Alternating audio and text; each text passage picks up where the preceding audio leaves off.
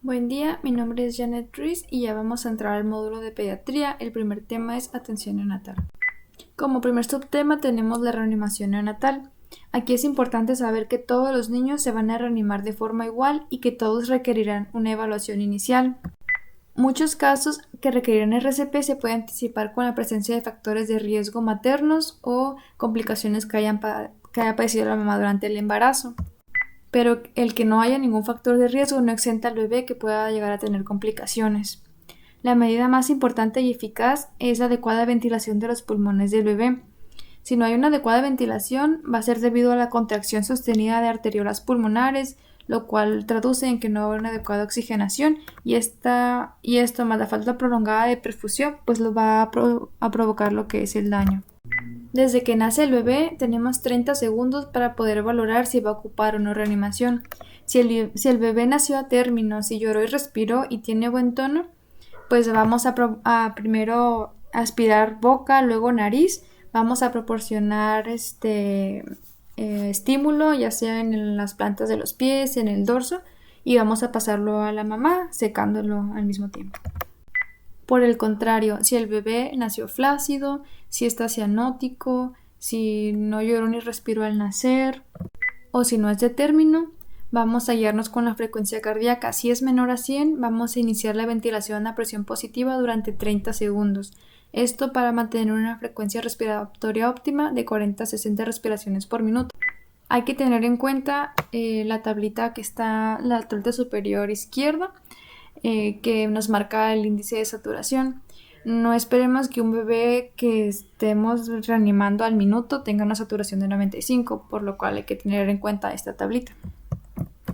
Si después de haberle dado ventilación a presión positiva 30 segundos y volvemos a valorar la frecuencia cardíaca y continúa menor a 100, vamos a aplicar medidas correctivas de ventilación. Con la posición de olfateo vamos a succionar boca y nariz y vamos a continuar con la ventilación a presión positiva. Si durante 30 segundos continúa la frecuencia cardíaca menor a 60, vamos a proceder a intubar al bebé y inmediatamente dar compresiones cardíacas. Van a ser 3-1, quiere decir que 3 compresiones por cada ventilación. Al final, al minuto, tenemos que haber dado 90 compresiones y 30 ventilaciones. Estas van a ser con una profundidad de 1/3 del diámetro anteroposterior. Y hay dos técnicas, la técnica de los 2 pulgares y la técnica de los 2 dedos. Vamos a dar las compresiones sobre el tercio inferior del esternón, entre el apéndice sifoides y la línea intermamilar. Las posibles complicaciones que podemos tener son fracturas costales, hemotórax, neumotórax o laceración hepática. Si después de estas compresiones volvemos a valorar, esto dura 30 segundos y la frecuencia cardíaca es menor a 60, vamos a proceder a aplicar adrenalina IV. Esta se va a calcular a 0.1 a 0.3 miligramos por kilo, dependiendo por qué vía la vamos a aplicar, si intraóseo, umbilical, periférica o endotraqueal, y va a ser una solución de 1 por cada 10.000. Si ya después de esto volvemos a valorar la frecuencia y continúa menor a 60, quiere decir que tenemos que buscar complicaciones como neumotórax o hipovolemia. Y tener en cuenta también que la ventilación a presión positiva, la contraindicación más frecuente es una hernia diafragmática. Dentro de la atención al recién nacido sano, pues ya vamos a valorarlo en la cuna térmica. Los primeros pasos que hay que hacer es ligar el cordón umbilical a 2 centímetros de la piel en condiciones estériles. Hay que valorar el Apgar al minuto y a los 5 minutos. El Silverman-Anderson modificado, puede durar hasta 2 puntos en el periodo de transición y va a ser normal. Hay que aplicar vitamina K, 1 miligramo intramuscular para prevenir la enfermedad hemorrágica del recién nacido. Hay que poner también tobramicina o cloranfenicol como profilaxis oftálmica para evitar conjuntivitis. Y hay que hacer una exploración minuciosa buscando algún tipo de malformación y muy importante realizar la somatometría. El test de Apgar fue introducido en 1952 por Virginia Apgar. Se va a realizar al minuto y a los 5 minutos, esto para determinar su condición física y determinar el compromiso cardiorrespiratorio. Es una escala que va del 1 al 10 y dependiendo de la puntuación, pues vamos a tener si tiene buena o mala condición. Los parámetros que vamos a valorar son la coloración de la piel, si está cianótico, si tiene acrocianosis o si la piel es rosada, la frecuencia cardíaca, si no tiene frecuencia, si está menor a 100 o mayor a 100, la respuesta a estímulos, el tono muscular, flácido, tono bajo o tono normal y la respiración si está ausente, regular o irregular. Se busca que esté en buena condición, o sea, el APGAR entre más puntos es mejor. El siguiente es el Silverman-Andersen. Este evalúa la dificultad para respirar. También se divide en puntuaciones y lo que valora es el quejido respiratorio, retracción sifoidea, aleteo nasal, tiraje intercostal y movimientos toracoabdominales. Si tiene 0 es un bebé que no tiene dificultad respiratoria, pero entre más puntos tenga es contrario al APGAR. Y también dependiendo de la puntuación podemos saber en qué fase de ventilación está. Si tiene de 0 a 3 puntos está en fase 1 y va a ocupar solamente oxígeno. Si tiene 4 o 6 puntos está en fase 2 de ventilación y ocupa un CPAP. Y más de 7 en fase 3 de ventilación ya va a requerir algún tipo de intubación. Hay que evaluar también la edad gestacional y saber en qué semana está. El recién nacido pretérmino es un recién nacido menor de 37 semanas. Este se divide en 3, en moderadamente tardío o pretérmino tardío, es de 32 a 37 semanas, muy prematuro de 28 a 32 semanas y pretérmino extremo menos de 28 semanas. El recién nacido de término va de las 37 a las 42 semanas y el posttérmino va a más de 42 semanas de gestación. Para valorar la edad gestacional tenemos dos métodos, el Capurro y el test de Bayard. El Capurro se usa en niños que son de término y el Bayard se usa en niños que son pretérmino. Para el Capurro también se van sumando las puntuaciones, va a valorar la forma de la oreja, el tamaño de la glándula mamaria, la formación del pezón, la textura de la piel, pliegues plantares. La edad gestacional se va a obtener en días y se va a sumar los puntos que dieron más 204. Si tiene menos de 260 días es prematuro, si tiene de 261 a 295 días es término o maduro y si tiene más de 295 días es posttérmino o maduro. Y el siguiente es el test de Bayard modificado, también valora la edad gestacional pero en niños pretérminos desde la semana 20. Valora 6 signos físicos y 6 signos neurológicos. Dentro de los signos físicos tenemos la piel, la oreja, el anugo, el pie, la mama o los genitales. Y los neurológicos tenemos a la postura, la ventana cuadrada, que es la muñeca, el rebote de brazos, el ángulo popitlio, signo de la bufanda y el talón oreja. Dentro de la valoración también tenemos las medidas antropométricas. De acuerdo al peso al nacimiento, se va a valorar dependiendo si tiene extremadamente peso bajo, son niños que pesan menos de 1 kilo. Si tiene peso muy bajo, son niños que pesan menos de 1.5 kilos, bajo peso menos de 2.5 kilos. El niño normal pesa de 2.5 a 4 kilos y tiene un alto peso, un bebé macrosómico, más de 4 kilos o un percentil mayor a 90. La talla del nacimiento generalmente son 50 centímetros, puede variar con una diferencia de 2 centímetros. El perímetro cefálico es de 33.6 centímetros con una variación de 1.5 centímetros.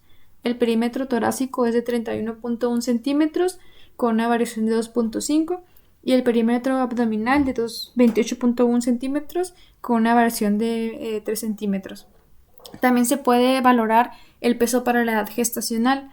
El bajo peso es menor al percentil 10, el peso adecuado a la edad gestacional va entre el percentil 10 y 90 y el peso grande para la edad gestacional va a percentil más de 90.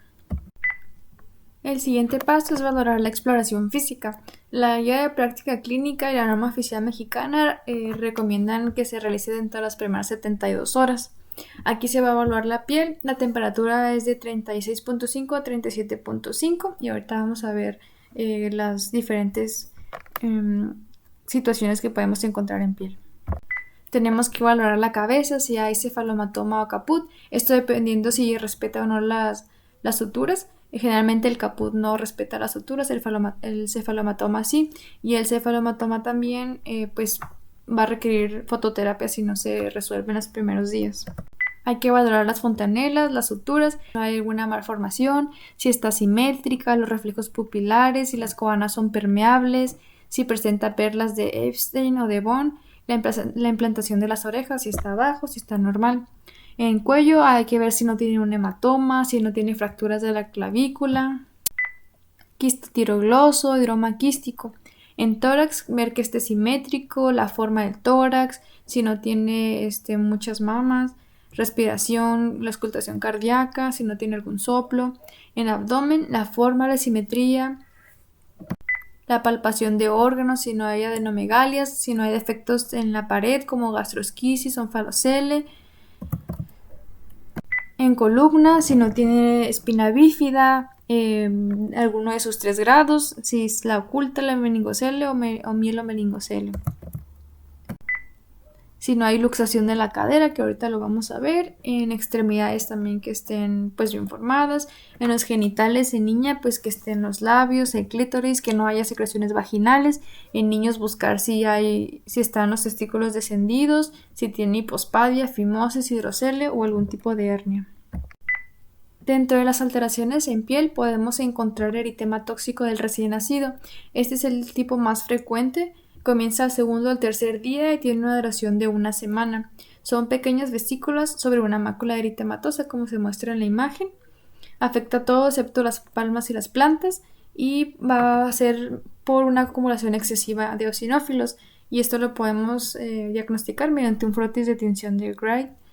Pero pues es normal en el sentido de que va a desaparecer y no va a tener ninguna complicación para el bebé. Otra de las alteraciones en piel que podemos encontrar va a ser la melanosis pustulosa del recién nacido. Esta se presenta desde el nacimiento. Al desaparecer dejan una lesión hiperpigmentada y dura 2 semanas y desaparece, o sea, no pasa nada también. Afecta todo, incluyendo palmas y plantas, y va a ser por un infiltrado leucocitario de tipo neutrofílico. Otra es los quistes de Milium o miliaria. Son pequeñas pápulas de color blanco aperlado. Estas se localizan preferentemente en la cara. En el paladar tenemos las perlas de Epstein o la encía en nódulos de Bond, pero desaparecen de forma espontánea. No hay que tener ningún tratamiento ni decirle a la mamá, nada más tranquilizarla que todo va a estar bien. Sacro. La mancha mongólica azul de Valtz es una proliferación de melanocitos dérmicos a nivel lumbosacro.